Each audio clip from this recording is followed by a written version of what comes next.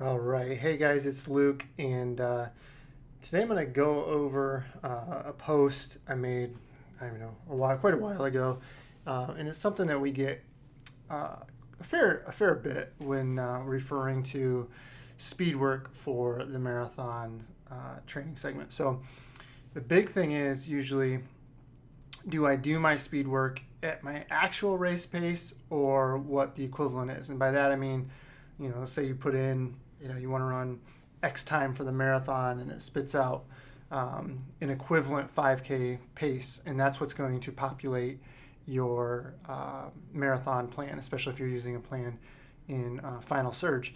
So the question becomes, what if there's a difference between what I've actually run and what the calculator is giving me, and so I want to touch on that really quick. What you should do, and there's a couple different scenarios. So the first one is if your actual pace is slower than what is suggested based on your goal time.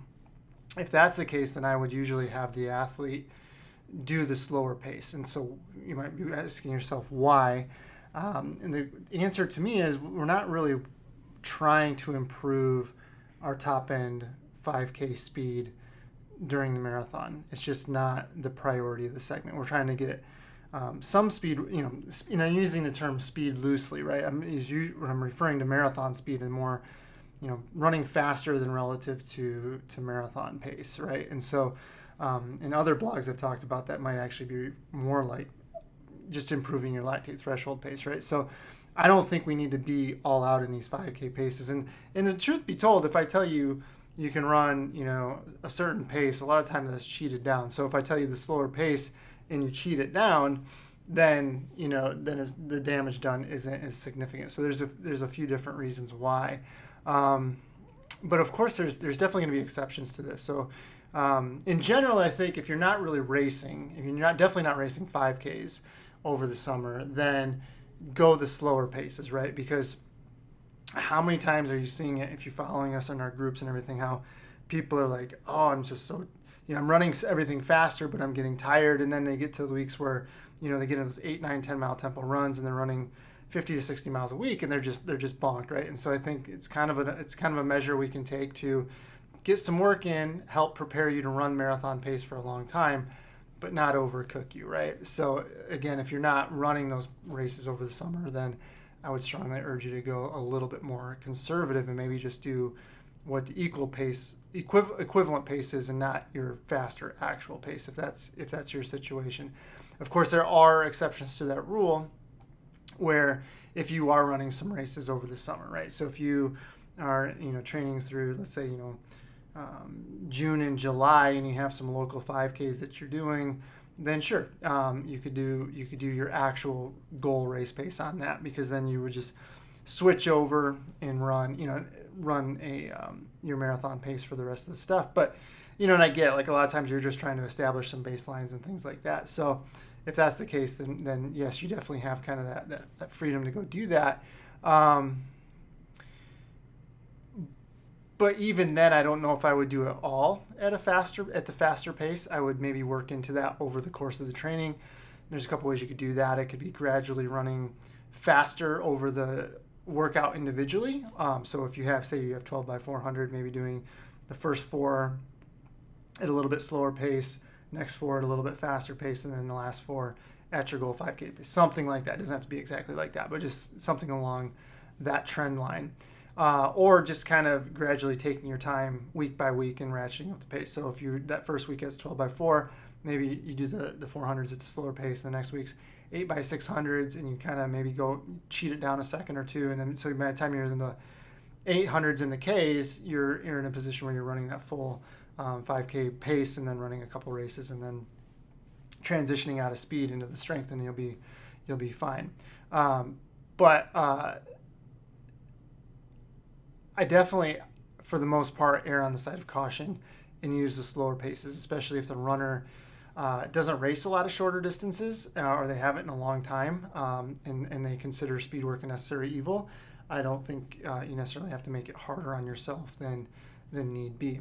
The second situation is maybe if your pace is faster than suggested pace, And then here you have really a choice, right? So if you've run faster than what the algorithm's kind of kicking out, then, and I would also say too, put the caveat that if you've raced those paces recently, say within 6 months, then sure, I would, say stick with those faster paces. If you're using the training plans and Final Surge, you can just open up that workout builder and you can adjust that pace to specifically what you want. So you could go in there and just adjust per your 5K pace. Give it a little window, give it a 3-4 second window on either side of that, and plug that in, and you're fine.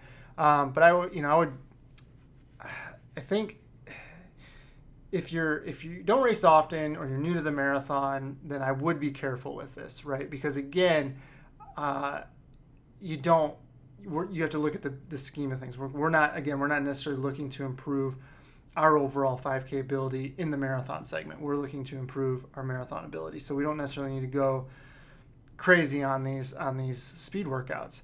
But if you want to use that faster pace, I'm definitely not saying can't. I would maybe just test it out. Maybe start out a little bit slower, maybe in between what the suggested pace is and what your actual pace is. See how it feels. Again, once you get in those 600s and 800s and it still feels pretty good, you can continue to ratchet that pace down a little bit. And for example, if there was a 10-second per mile difference between what the suggested pace was and what you've actually run, then maybe cut that in half. So maybe cut down to 5 seconds slower than what you've actually run. See how that feels, going on from there. But then the same expectations would apply as we've already talked about a couple minutes ago. So just keep that in mind. So it's not, it really is not something where necessarily to be set in stone, but just based on my experience, people push those speed workouts too hard. So ultimately what I would probably say is err on the side of caution, and then knowing that you'll probably cheat those down a little bit anyway. And again, you have to look at what your purpose with these workouts, what that purpose is, right? And the purpose isn't, like I said, isn't necessarily to improve your 5K time. It's just to prepare you to run faster marathon pace, right? And get you ready to do that. And overall, from what I've seen over the years, is just that risk. You put a lot of risk into running the faster paces, and your return on investment isn't necessarily worth it, right? And so that's what I would be careful of. You got to weigh that risk reward. And so if you're not racing anything, if you're new to the marathon, personally, I would just err on the side of what your slower pace is at, whether it's the equivalent pace or it's the race pace. I would tend to lean more conservative on that. But if you are racing, you've run the marathon plan a few times, you know what you can handle, and then as soon as you can flip that switch and say, as soon as I'm done with these couple races, I can switch it back, and when I get into the strength and the tempo, the big tempo sections, I can adhere to the paces, right? So you kind of have to use some self-reflection on that too. But so ultimately, there are a couple situations where it might change, but I think, again, you just have to weigh the risk to what the reward is ultimately going to be. And for the few weeks that you're doing speed work, especially in the beginner plan, I don't necessarily see the benefit of running faster than you need to on the marathon speed workouts. But if you're advanced and you need a little bit more stimulus and you're racing a little bit, I definitely see where you could potentially fit that in using the guidelines we've talked about. So hopefully that makes some sense to you. Again, I know there's not a clear-cut answer, but it's just something I want you to think about, because ultimately that situation is going to depend on you. But based on what I've seen over 20 years or so, that's kind of my advice to you, would be to kind of take the conservative route on those. And then if anything, ultimately what I'd rather do is be in a position where I can adjust faster than be faster right from the start and then have to pay the consequence later on when I'm getting closer to the marathon. So that's what I would weigh if I were you.